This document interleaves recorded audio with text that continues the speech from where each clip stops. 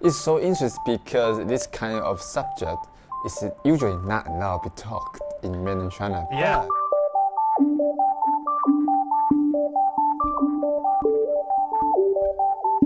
Hey everybody, I'm Nick. I'm a director living in Taiwan. Hey everybody, I'm Luke, cinematographer living in Taipei, Taiwan. And today we're talking about a film that we had requested to us, Farewell, My Concubine from 1993. 霸王别姬1993年的作品。 So this film is about a young boy whose mother is a prostitute, and so he's sold to the Beijing Opera, where he is forced to work at a very young age.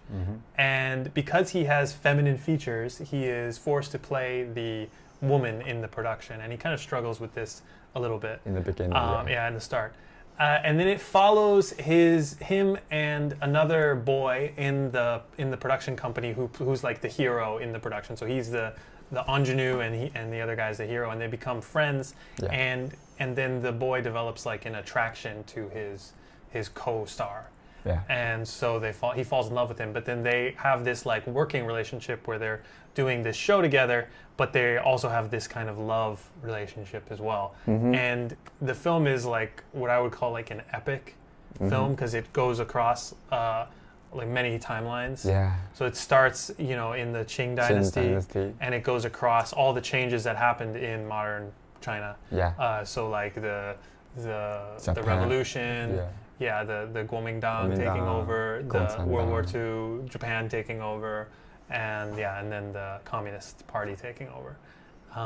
And it ends after the Cultural Revolution, and they've kind of been disgraced. Like art has been kind of suppressed, but then they do one last performance together, and that's how the film ends.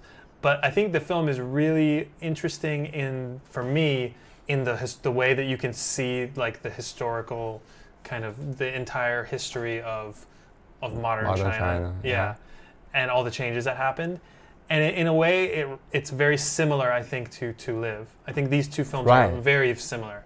It's the same director? No, different director. No, right? To Live is Zhang Yimou. Zhang Yimou, this is To Live. Yeah, but like both the films have like I would say if you are trying to get like an understanding, if you want like a really comprehensive understanding of like modern Chinese history, you can watch both of these films. Yeah, and then you can get like a really good understanding of how people lived and all this kind of stuff.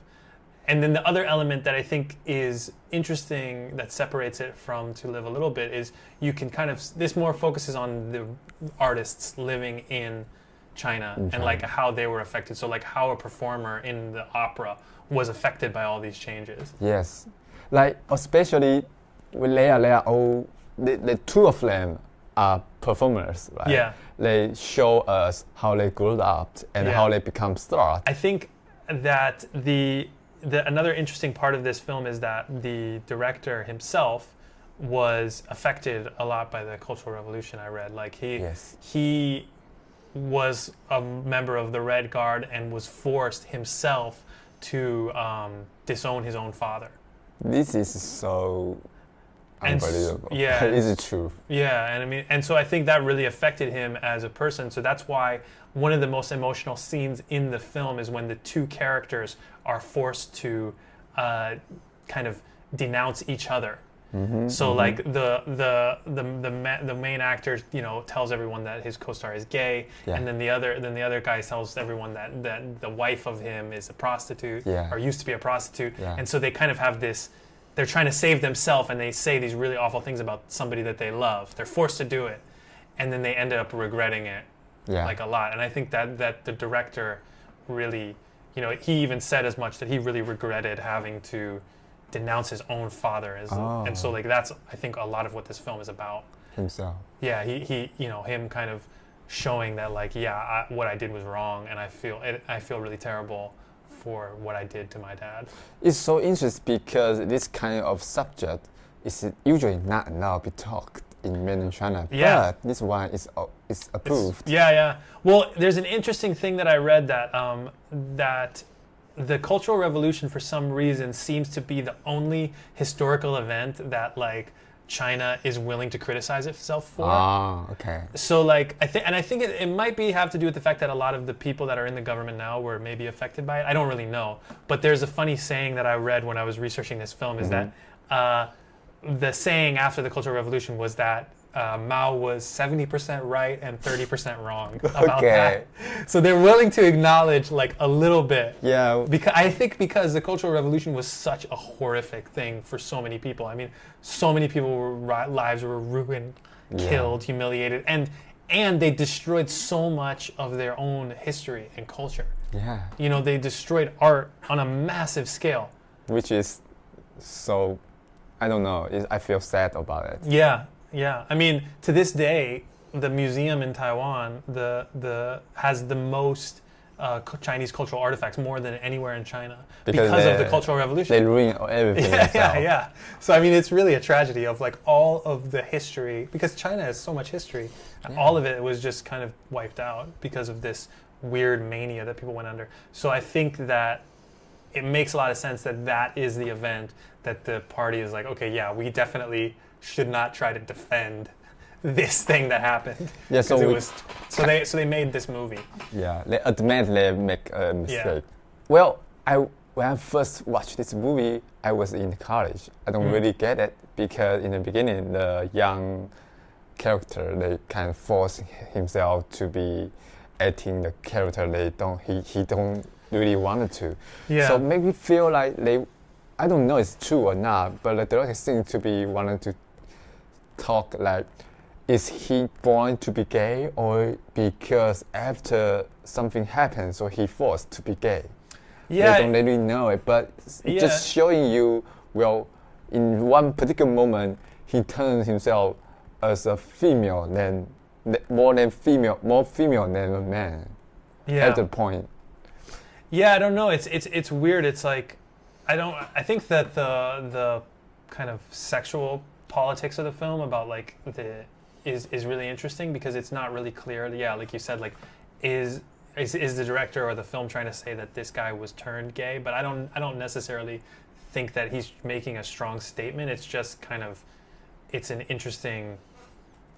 Well, just a way to turn the character is kind of changed from a young boy to be a kind of more mature kind of. Yeah, I mean, I think also though, I think that a lot of what that was meant to show was kind of the abuse that a lot of people experienced in the opera. Yeah. Like you know, there's these kids that are sold to the opera and then they're beaten. And like a dog, something no reason. Yeah, and then they're sold to people to be used sexually and all this kind of horrible stuff. So like I think that the main point of that was talking about just like the abusive part of because that all started in the Qing dynasty, right? Yeah. So the abusive part of the Qing dynasty and how like if you were lower class, like you were totally used and just you had no autonomy. No, you know? Not at all. You have to do everything they told you to do. Yeah. And there's a small story. There's one of them is dead because he tried to run away from the opera, but in the end he died.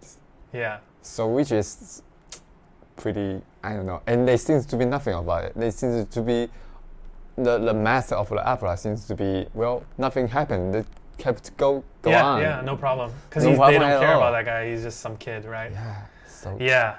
And I think that the film shows all of the shifting power dynamics and how like normal people just get wrapped up in these weird political changes.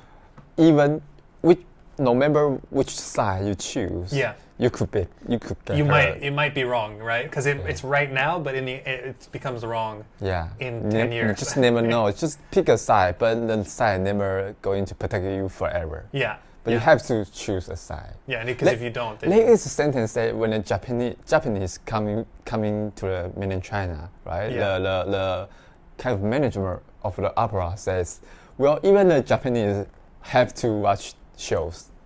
Right. Yeah. So they seems to be fine because they seems to be, we are just a performer. We are not any side of power. So we are fine. But everybody get hurt.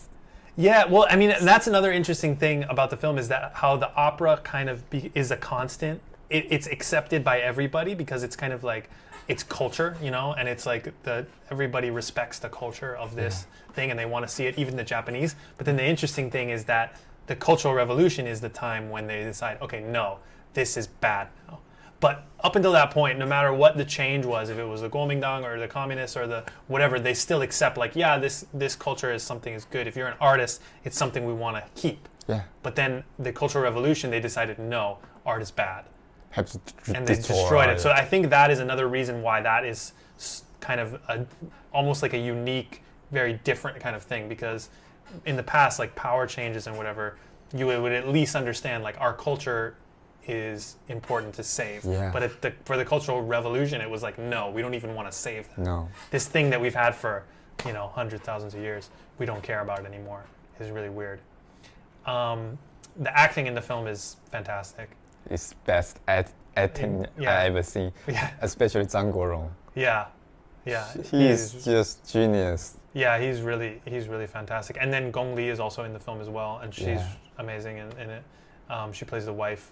And then obviously, because of the opera scenarios, like the costumes and the colors that they are filming are really just amazing. So these kind of films, I think, are really interesting because they're not made that often anymore. Like, you don't see these kind of historical epics anymore, where you can kind of get a real sense of like history. Mm-hmm. Like they don't, I feel like that's not as common anymore, but I think it's really, and they're long movies, right? But I think they're really important to kind of watch and get a sense of, and they can be really, really satisfying as a viewer, even if you have the patience to sit through the long film. Yeah. When you finish the film, you really get a feeling like, okay, wow, I like read a textbook or something. You know what I mean? You really feel like you experienced. You really learn something. Yeah. I think it's because we are away from the world so long, too long. Yeah. People are very forgetful. Yeah. So we don't really knowing how the life is afterward. Yeah. So this kind of movie is particularly made after some point of the time the war is ended and then people kind of wanted to learn something from the past. Yeah. So they decided to look back and then create novel movies to kind of review ourselves what's right, what's wrong. Yeah. But nowadays, because we are getting used to it, like the peace, the war is not really as conflict as before. Yeah. So they kind of made me feel, we just talk about love, we talk about maybe different topic, but not really such power dynamic. I mean, I think it's a really great film to watch from a lot of areas. Like cinematography is really good, the acting is fantastic, the direction is great, and the writing and the structure of the film is kind of top level, and costumes and all this stuff is very top level. So I think it's a great film to study as a film. It won tons of awards. So definitely check out Farewell My Concubine. If you have a film you want us to review, please let us know in the comments and we will try our best to get to it. We have kind of a list backed up, so we will get to your film over time. Thank you for commenting and sharing and liking and all that. Yeah. Bye-bye. Bye-bye.